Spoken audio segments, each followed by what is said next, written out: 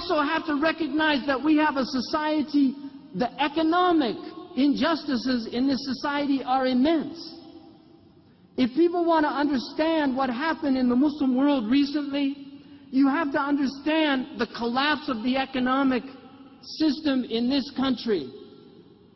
When all of the real estate collapsed, where did the money go? It went into commodities. What happened in the Muslim countries? All of the food stocks went up. Suddenly people who they were paying 25% of their salary to food were now paying 45 to 50%, and they didn't have money to pay their rent. They didn't have money for other things. It created an immense amount of strain on these societies. And so people were becoming so frustrated. If we remember how it all started over an economic crisis in Tunis. Do people remember that? It started over a man who was trying to earn a livelihood by selling things. This is a crisis. We have an economic crisis. Nobody talks about the Greek meltdown. We have all these people attacking Turkey, but the reality of Turkey is Turkey has only recently paid off completely their IMF debt. Turkey is one of the only debt-free countries on this planet. And why isn't that in the news?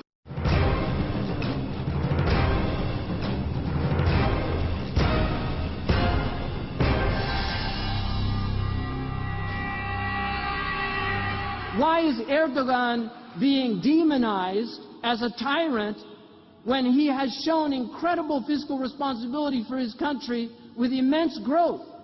And now we're going to see constraints put on Turkey. You will see from outside. And Turkey is going to get hit economically. You'll see this in the future. Why? Because there are entities on this planet that do not want to see a successful Muslim model. And Turkey is an extraordinary country with a great people. They have proven that Muslims and seculars can live side by side. They have proven this. We had today, you see, people say, oh, the Palestinians and Jews, they could never live together. They lived together for over 1,000 years. It's a lie.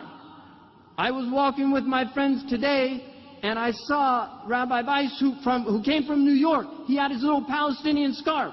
He had the enormous hat, which I don't know what they call them. But when I saw him, I felt happy.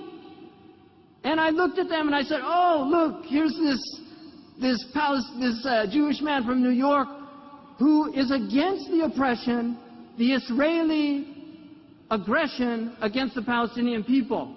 And he gave me a hug, and I hugged him, and then we parted, and then he came back just to say, please, mention that there are Jews against what's happening.